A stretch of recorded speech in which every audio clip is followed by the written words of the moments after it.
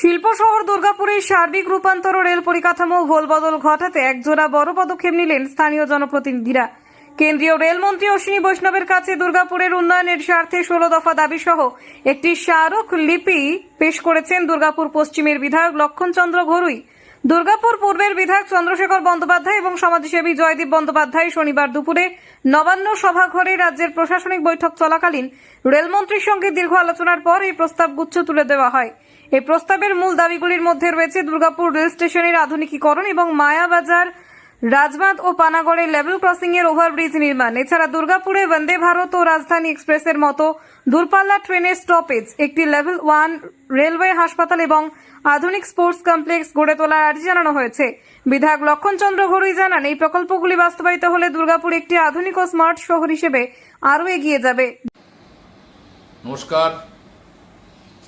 আজকে বিধায়কদের নিয়ে যে নবান্নে বৈঠক হলো, সেই বৈঠকে বাংলার মাননীয় মুখ্যমন্ত্রী সুন্দর অধিকারীর নেতৃত্বে এবং মাননীয় রেলমন্ত্রী অশ্বিনী বৈষ্ণবের উপস্থিতিতে সমস্ত ক্যাবিনেটদের নিয়ে যে বৈঠক হলো, সেই বৈঠকে আমি থাকতে পেরে গর্বিত। আরও গর্বিত, মাননীয় মুখ্যমন্ত্রীকে ধন্যবাদ জানাবো যে আজকে আমার দুর্গাপুর এলাকার মানুষের কথা বলার সুযোগ দিয়েছিলেন।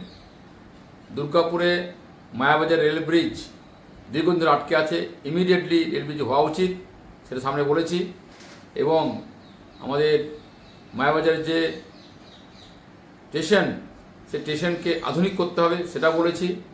একইভাবে দুর্গাপুর স্টেশনের চলমান সিঁড়ি এবং দুর্গাপুর থেকে স্পেশাল আমাদের ট্রেন দুর্গাপুর টু হাওড়া, সেটা সামনে রেখেছি। এবং রাজবাঁধ এবং পানাগড়ের দুটি ওভারব্রিজ যাতে সম্পূর্ণ হয়, মানুষ সমস্যা যাতে দূর হয়, সে কথা বলেছি। এবং অনেক দূরপাল্লার ট্রেন যাতে স্টপেজ রাজবাঁধ এবং দুর্গাপুরে হয়, সে বিষয়ে লিখিতভাবে জমা করেছি। তাই আজ থাকতে পেরে এবং মন্ত্রীর সামনে কথা বলতে পেরে এবং চিঠির মাধ্যম দিয়ে তাকে আমরা অবগত করলাম। এ বিষয়ে আমি খুশি, কারণ মানুষ চেয়েছিলেন, সে মানুষ অধিকার আমাকে দিয়েছিলেন, আর আজ দাঁড়িয়ে পরে সে কথা বলতে পারলাম। তাই আমি গর্বিত। আজ করে থাকতে পেরে আশা করব আগামী কয়েক মাসের মধ্যেই সেই কাজ শুরু হবে। আমি আশাবাদী। আসুন সকলে মিলে দুর্গাপুরের বিকাশের কর্মযোগে আমরা সকলে সামিল হই। ধন্যবাদ।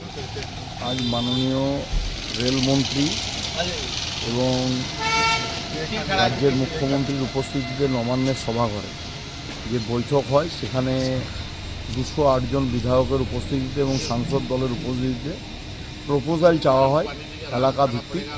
সেখানে বলার সুযোগ দেওয়া হয়।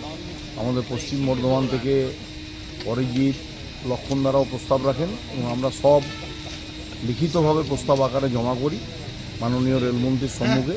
সেখানে আমরা দুর্গাপুরের উন্নয়ন কল্প, যেমন 5 নম্বর প্ল্যাটফর্মের দিকে এক্সেলেটার লাগানো এবং সেখানে আধুনিক ওয়াশরুম, পার্কিংয়ের ব্যবস্থা এবং তৎসহ রাজবাঁধে একটি আরবি এবং বাঁকুড়া মোড় থেকে দুর্গাপুর আন্ডারপাস, মায়াবাজারের আরবি, সমস্ত বিষয়গুলোকে উত্থাপন করা হয়, লিখিতভাবে প্রস্তাব দেওয়া হয়। আগামী দিন রেলের প্রকল্পে আজকে সবই ঘোষণা সংবাদ মাধ্যমের উপস্থিতিতেই করেছেন মুখ্যমন্ত্রী এবং রেলমন্ত্রী। সেইভাবে কখনো দেখিনি আমরা যে ডিএমদের অ্যাটাচ করে 7 দিনের মধ্যে সমস্ত জমির জটিলতা কাটিয়ে উঠে রেলের প্রকল্পকে ত্বরান্বিত করা, এবং সবটাই আগামী দিন আরও ভালোভাবে গুরুত্বপূর্ণভাবে রেলের প্রকল্পগুলো বাংলায় বাস্তবায়িত হবে। একের পর এক নতুন প্রকল্প আসবে, অমৃত ভারত স্টেশন থেকে শুরু করে উড়ালপুল থেকে শুরু করে সবটাই বাস্তবায়িত হবে।